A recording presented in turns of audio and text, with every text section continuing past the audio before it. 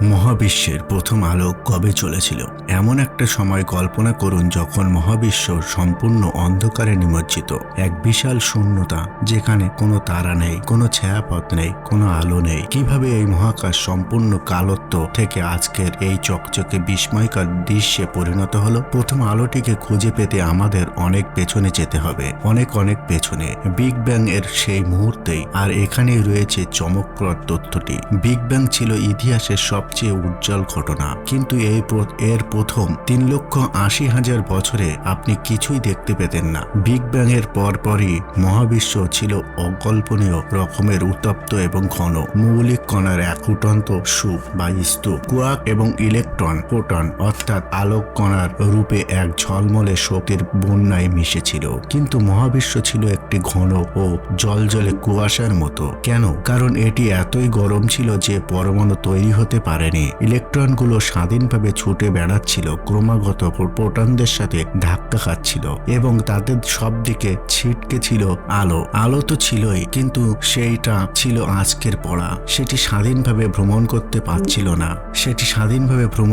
পারছিল না। মহাবিশ্ব ছিল সেই সময় অস্বচ্ছ। 3,80,000 বছর ধরে মহাজাগতিক পটভূমি অব্যাহত ছিল।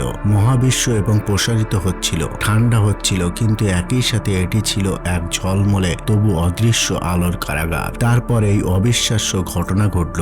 যেহেতু মহাবিশ্ব প্রসারিত হচ্ছিল এবং প্রায় 3,000 ডিগ্রি সেলসিয়াসে ঠান্ডা হচ্ছিল, যা প্রায় লাল তারার পৃষ্ঠের তাপমাত্রার সমান, আর এটি একটি টার্নিং পয়েন্টে পৌঁছেছিল। এটি অবশেষে যথেষ্ট ঠান্ডা হয়েছিল যে ধনাত্মক চার্জযুক্ত নিউক্লিয়াসগুলো, যা মূলত প্রোটন এবং ঋণাত্মক চার্জযুক্ত ইলেকট্রনগুলোকে আকর্ষণ করতে পারল, তারা তৈরি করলো প্রথম নিরপেক্ষ পরমাণু হাইড্রোজেন এবং হিলিয়াম। এই ঘটনাকে বলা হয় পুনর্যোজন, আর এটাই সবকিছু বদলে দিয়েছিল। যেহেতু ইলেকট্রনগুলো পরমাণুর ভিতরে নিরাপদে আটকে পড়ল এবং কুয়াশা সরে গেল, প্রোটনগুলো হঠাৎ করে মুক্ত হয়ে গেল। এটাই সেই মুহূর্ত, মহাবিশ্বের প্রথম মুক্ত, কোনো তারার আলো নয়, বরং সৃষ্টির নিজস্ব উজ্জ্বল অস্ত্র, যা অবশেষে মুক্তি পেল। সেই মুহূর্তটিকে শেষ বিচ্ছুরণের পৃষ্ঠতল বা সার্ফস অফ লাস্ট স্ক্যাটারিং বলা হয় যাকে। তাহলে সেই প্রথম আলো আজ কোথায়? আমরা কি তা দেখতে পারি? এর উত্তর এক কথায় অবিশ্বাস্য হলেও হ্যাঁ। সেই মহামুক্তির পর থেকে গত 13.8 বিলিয়ন বছরে মহাবিশ্ব প্রায় 1000 গুণ প্রসারিত হয়েছে। যেহেতু মহাকাশ প্রসারিত হয়েছে, সেই আদিমকালের বা আদিম আলো তরঙ্গ দৈর্ঘ্য বেড়েছে, যা একসময় প্রচন্ড গরম দৃশ্যমান আলো ছিল, তা ঠান্ডা হয়ে প্রসারিত হয়ে বর্ণালীর মাইক্রোওয়েভ অংশে চলে গেছে। আর এটি আমাদের চোখে দৃশ্যমান নয়, কিন্তু এটি এখনো রয়েছে, সমগ্র মহাবিশ্বকে স্নান করিয়ে দিয়েছে।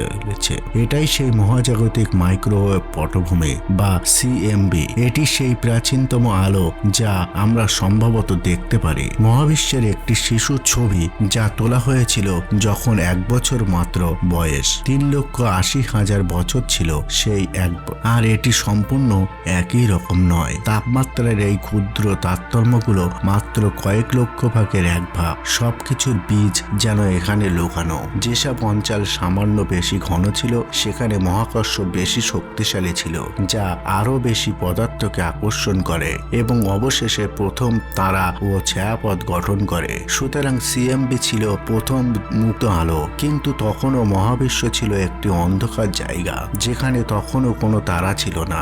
আরো প্রায় 100 থেকে 200 বিলিয়ন বছর ধরে এটি ছিল মহাজাগতিক অন্ধকার যুগ। কিন্তু সিএমবির সেই ক্ষুদ্র তারতম্যগুলো তাদের কাজ করেছিল মহাকর্ষ হাইড্রোজেন ও হিলিয়ামের বিশাল মেঘগুলোকে একসাথে টেনে আনলো এবং সেগুলোকে আরো আঁটোসাঁটো করে গোলাকারে পরিণত করে। অবশেষে সেই মেঘগুলোর কেন্দ্রে চাপ এবং তাপমাত্রা এতটাই বেড়ে গেল যে সেখানে পারমাণবিক সংযোজন শুরু হয়ে গেল এবং প্রথম তারাগুলোর এভাবেই জন্ম নিল। এটি ছিল প্রকৃত মহাজাগতিক ভোর। প্রথমবারের মতো মহাবিশ্ব উজ্জ্বল এবং বিন্দু আকারের আলোর উৎস দিয়ে আলোকিত হলো। এই প্রথম তারাগুলো ছিল দানব, আমাদের সূর্যের তুলনায় কয়েকশো গুণ বেশি ভারী, যা তীব্রভাবে উজ্জ্বলভাবে জ্বলজ্বল করছিল। অবিশ্বাস্য সুপারনোভা বিস্ফোরণে মারা যাচ্ছিল।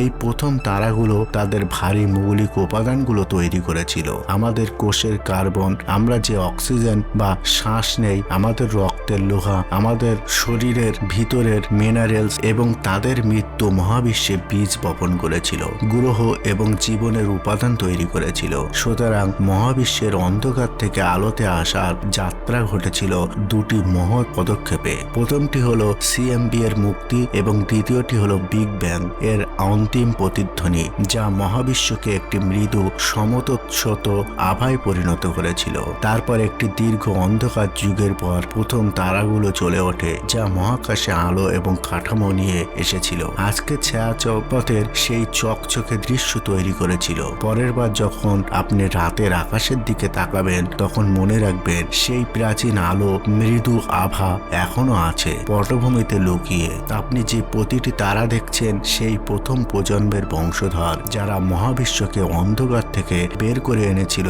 আলোয়। এটি একটি গল্প যা আলোতে, যার পাঠ আমরা আলোচনা করেছি।